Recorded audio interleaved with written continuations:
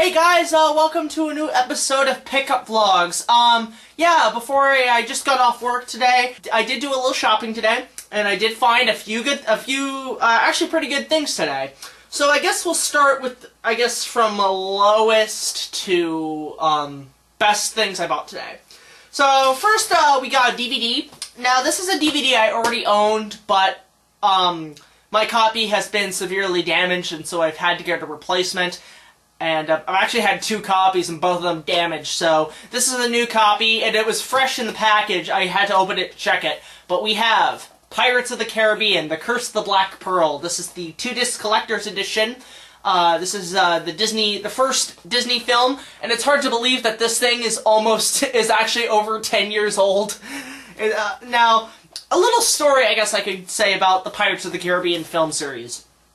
I saw the first one at my local drive-in, and to this day, whenever a Pirates movie or a Pirates of the Caribbean film comes out, it's a drive-in feature, and that's how I like to see the series of movies. I mean, I love the movies, hands down, love them, and I can't wait for part 5, but, it's just, they're good. If you're gonna take your kids or whatever to a drive-in movie, take them to one of these. Take them to a Pirates of the Caribbean film or a Marvel movie. Those are usually the best films to watch at the drive-in.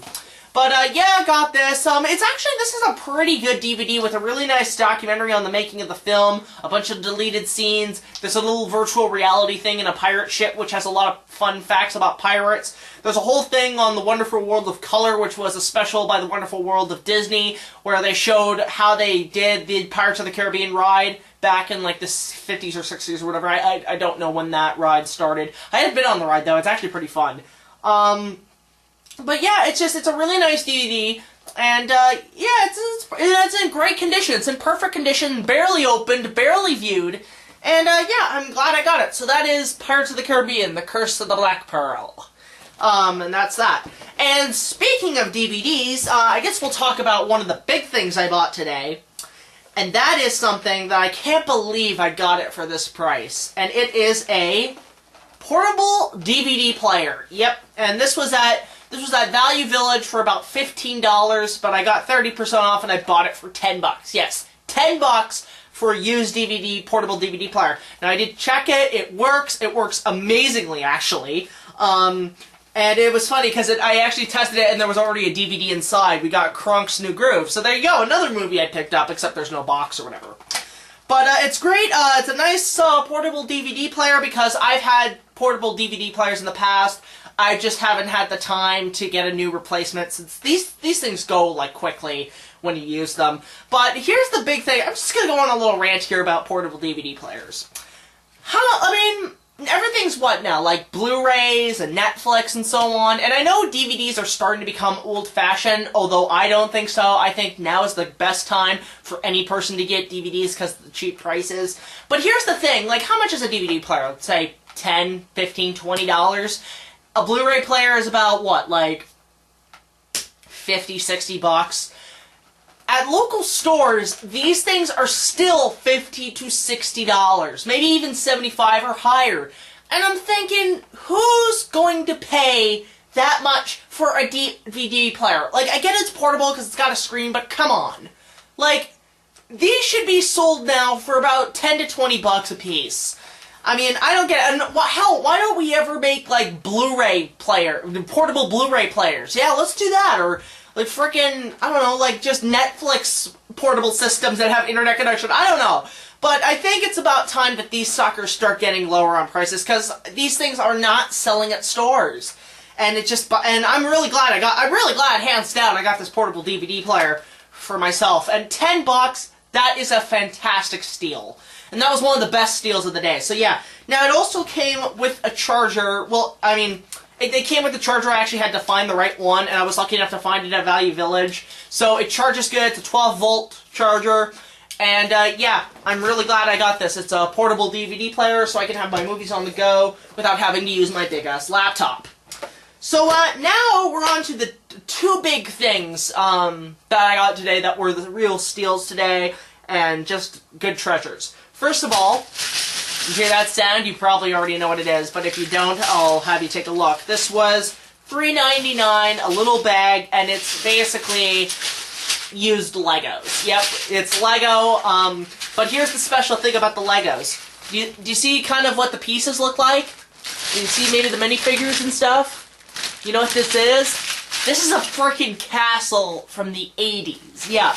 Now, I haven't checked it. I'm going to check it to see if it's got all the pieces. And if this is a full set, I'm lucky to get this for $3.99. And it's the Black Falcons.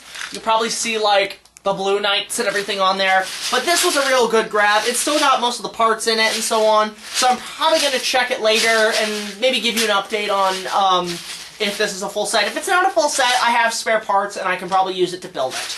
But this was a really good grab, I find. And so as you can see, it's got horses, swords, knights, and castle bricks and everything. Now, just a little update, guys. Also, I honestly have not been buying Legos since, I think, maybe last year, because just lately, I just haven't been able to afford it because of budgets for films and other things I need to buy. But I'm thinking about starting to get back into Legos again. I'm not too sure. Like, I know there's a few Lord of the Rings sets and Hobbit sets. I don't even have any of the new Hobbit sets, minus one polybag. But I'm probably just going to start getting those soon because I'm now making a bit more money than usual. Well, yeah. But anyway, basically, this is a really good buy, and it was a nice grab, so I'm glad I got it. It's just a big bag of Lego Castle. So there. Now on to the main attraction. Today I bought this sucker for $10, and I've seen this go at I saw this at the antique mall, my local antique mall, for like $40. And well, the thing was, it came with a charger, so I guess why. But this was a really good grab, and it is a video game device. This is, get ready guys, the SEGA Game Gear. Yep, this is basically Sega's input version of the Game Boy that was made in the 90s, and it's in amazing condition. I checked it, and what we're going to do is, just very quickly, well anyway, but this is a really nice grab. I'm really glad I got this SEGA Game Gear, so now I can play SEGA Game Gear games. So I'm going to start collecting those now, but, you know, it's got the two buttons, the D-pad, and everything. But before we get, basically, I know a lot of people have been saying, like, aren't they, like, defective because, like, you know, the screens always fuck up and everything. Well, let me just answer that question to this certain Game Gear. What we have here also that I bought is a Game Gear game. It was $4, but I got it for half off for $2. And we're just going to take it out of the case. And that is the Majors Pro Baseball. It's just a simple game, worth getting just to test. And the reason I got this was not only to start my Game Gear collection, but to test the system. So what we're going to do is we're going to put the cartridge, stick it in like that, and we're going to check to see if this sucker works. So you ready, guys? Ready? Okay. Hang on. Oh, is that a screen? Is that a good screen? Is that the SEGA logo? Oh my god, it works! Now, I know, like, as James Rolfe said, the big problem with these is that you could barely see the screen. And I get that, I really get that, and maybe that's why people say it's defective, but you know what? I'm glad I got this SEGA Game Gear. So I'm just gonna press start on it quickly. Yep, you can hear the music. Yep, you can hear the music. It's a bit light than usual. Maybe with headphones this would probably work because it does have a headphones port. But it's a really nice buy. I'm really glad I got this SEGA Game Gear. So I have been testing and playing it. It's actually kind of cool because it's almost like people look at you. It's like, is that a big ass fat app or something? Is that an app? No, it's a SEGA Game Gear. But yeah, as you can see, it works perfectly. It's really good, and I'm glad I got this for $10. So that is the SEGA Game Gear, as well as the video game, Major Baseball, whatever. Not much for sports.